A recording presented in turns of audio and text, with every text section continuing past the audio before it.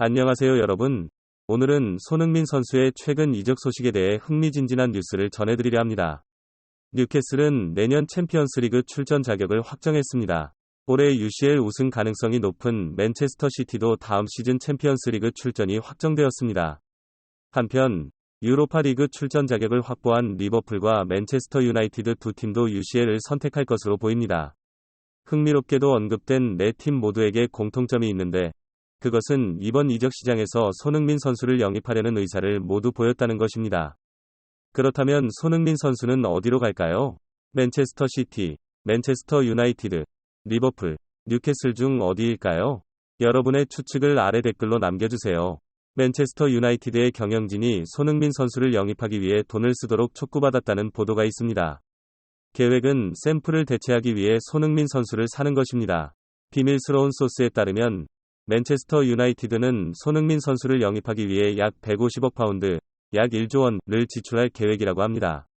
손흥민 선수가 맨체스터 유나이티드로 이적하는 제안을 받아들인다면 그는 주급 100만 파운드, 약 11억 원을 받게 되어 클럽에서 가장 높은 급여를 받는 선수가 될 것입니다. 이런 급여를 받는다면 손흥민 선수가 맨체스터 유나이티드로 이적하는 것에 동의하는 것은 놀랍지 않을 것입니다. 손흥민 선수와 토트넘의 평온해 보이는 미래는 최근 한국의 스트라이커의 생부가 입을 열면서 갑자기 변화를 맞이하게 되었습니다. 최근 한국 방송과의 인터뷰에서 손흥민 선수의 아버지인 전직 스트라이커는 아들이 아직 세계 클래스가 아니면 토트넘을 떠나고 싶어 한다는 말로 그를 놀라게 했습니다. 손흥민 선수는 더욱 열심히 노력해야 합니다. 그가 지금까지 이룬 것에 만족한다면 더 이상 발전할 수 없습니다. 그는 현재의 폼을 유지하고 더욱더 연습하여 더 나아가야 합니다. 솔직히 말해서 10%의 향상만으로도 이미 행복하지만 손흥민 선수는 세계적인 클럽의 기둥이 되어야 합니다. 그는 모든 타이틀을 정복해야 합니다. 전설적인 선수인 손흥민 선수의 아버지는 아들에게 새 클럽을 찾아보라고 현명하게 충고했습니다. 손흥민 선수는 올해 많은 골을 넣었지만 그렇다고 내년에도 그럴 것이라는 의미는 아닙니다. 손흥정 씨는 인터뷰를 마치며 이렇게 말했습니다. 그의 레벨, 지난 시즌의 프리미어리그 최고 득점자로서 그가 정말로 토트넘을 떠나고 싶다면 어려움을 겪지 않을 것입니다. 현재 맨체스터 유나이티드와 리버풀 두 클럽이 손 선수를 영입할 준비를 하고 있습니다. 문제는 28세의 스트라이커가 아버지의 의지에 동의할 것인지입니다. 그렇다면 한국의 슈퍼스타의 다음 목적지는 어디일까요? 기억하세요. 손흥민 선수는 다른 많은 한국 아이들처럼 박지성의 팬으로 자랐습니다. 맨체스터 유나이티드는 특히 손흥민 선수를 영입하기 위해 준비하고 있습니다. 손흥민 선수가 다음 시즌에 UCL에서 경쟁하려면 그는 그의 팀을 강화해야 합니다. 맨체스터 유나이티드는 다음 시즌 챔피언스리그에서 죽음의 그룹에 직면하고 있습니다. 4개의 시드 배정이 거의 확정되면서 맨체스터 유나이티드는 올드 트래포드에서 첼시를 1에서 0으로 이기고 프리미어리그 상위 4위에 공식적으로 진입하여 챔피언스리그 경기장으로 돌아갈 권리를 얻었습니다. 레드 데빌스는 16번째 시즌을 마무리하며 클럽 수준에서 가장 권위 있는 유럽 챔피언십을 이기기를 기다리고 있지만 그들은 다음 시즌 죽음의 그룹에 진입할 위험이 있습니다. 2023-2024 챔피언스리그 그룹 스테이지에서 그들은 파리 생제르맹, PSG, AC 밀란, 그리고 레알 소시에다드를 만날 수 있습니다. 그들은 다음 시즌 챔피언스리그에 확정적으로 출전할 19팀 중 하나입니다. 그룹 스테이지에서 어떤 세계 클럽을 만날지는 아직 확정할 수 없지만 지금까지 얻은 데이터를 바탕으로 그들은 최악의 경우에는 힘든 라인업을 만날 수 있다는 것을 안전하게 추측할 수 있습니다. 다음 시즌 챔피언스리그 그룹 추첨은 4개의 그룹으로 나뉘며 각 그룹은 8개의 클럽으로 구성됩니다.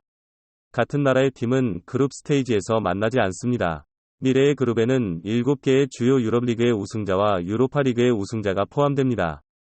호세 무리뉴 감독이 이끄는 AS 로마는 유럽 2부 리그의 결승에서 유로파 리그 6회 우승자인 세비야를 만나게 될 예정입니다. 비밀스러운 정보에 따르면 알렉스 퍼거슨은 텐 하그에게 손흥민 선수를 영입하는 데 집중하라고 지시했습니다. 이에 대해 텐 하그는 케인을 완전히 포기하고 손흥민 선수를 영입하는 데 집중할 수밖에 없었습니다. 알렉스 퍼거슨의 황금루를 상기시킨 후 에릭 텐 하그는 맨체스터 유나이티드로의 이적 계획을 포기하게 되었습니다. 이달 27일 미러 UK에서 공유한 헤드라인은 다음과 같습니다. 토트넘의 스타 스트라이커 해리 케인을 영입하는 것을 포기해야 할 수도 있는 맨체스터 유나이티드는 북런던 클럽의 운영 방식에 대해 알렉스 퍼거슨이 불만을 표현한 후에야 그를 영입하는 어려움을 깨달았습니다. 맨체스터 유나이티드는 여름 이적 시장에서 토트넘의 스트라이커 해리 케인을 영입하는 어려움을 깨닫고 다른 목표인 나폴리의 빅터 오시멘 등에 집중할 것으로 예상됩니다. 29세의 해리 케인은 지난 여름에 레드 데빌스 감독 에릭 텐 하그의 목표 명단에 있었습니다. 올드 트래포드 팀은 확실히 최고의 스트라이커를 찾고 있으며 이 여름에 그것을 우선순위로 삼을 것입니다. 한편 해리 케인의 토트넘과의 계약은 2024년 여름에 끝나며 남은 계약 기간은 단 한 해뿐입니다. 많은 사람들은 그가 토트넘에서 수년 동안 이루지 못한 타이틀을 찾기 위해 떠나야 한다고 생각합니다.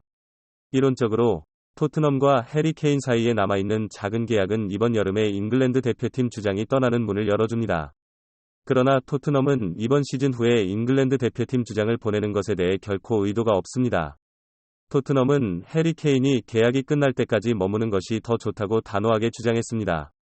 ESPN에서 이전에 보도했듯이 맨체스터 유나이티드에는 토트넘과 그 클럽의 회장인 다니엘 레비와 거래하는 어려움을 인식하는 사람들이 있습니다.